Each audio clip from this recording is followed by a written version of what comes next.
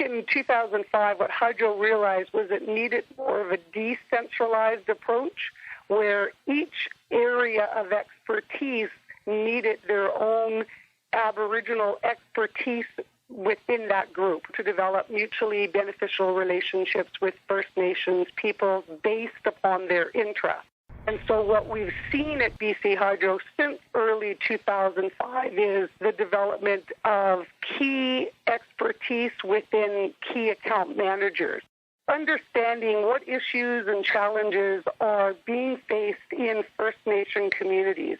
So when you look at low graduation rates, it's like, well, again, we no longer have residential schools, but communities don't have high school. So where are they graduating their students from? They're still having to move away to a different community, often without support and infrastructure available to them. And so as a result, their success rates have been lower. So in order to truly implement these strategies that we've developed, we need to not ignore those barriers. So, for example, developing a scholarship, or in our strategy's case, all of BC Hydro's apprenticeships require physics and principles of math, 11 and 12. You need to create a scholarship or a bursary as a financial incentive to say, I realize you're going to have to leave home, or you're going to have to do distance learning. You have dial-up service, not high speed. I just met with the fellow yesterday. So he's worked at BC Hydro, worked at the BC Transmission Corporation, and managed the right-of-ways for BC Hydro. So all of that 2,000 kilometers was his mandate for many, many years. When he would go out and have to engage with First Nations, he realized that they had so many more uses of the land than he had even considered. And so there has been a shift where people are realizing maybe we've just been looking at it one way and for our purposes only.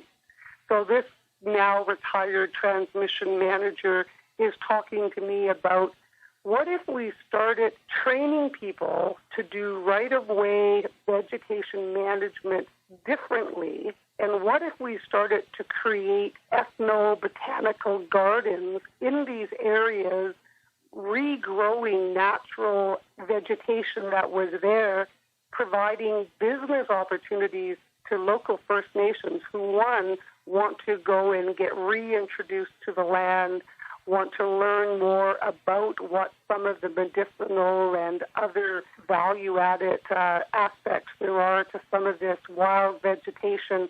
If you keep your blinders on, you only see things in one way.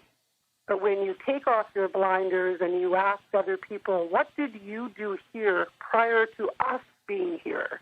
Then you can expand your understanding of the multitude of different uses of something like a right-of-way, 2,000 kilometers of right-of-way. But let's not just cut it down and kill the trees.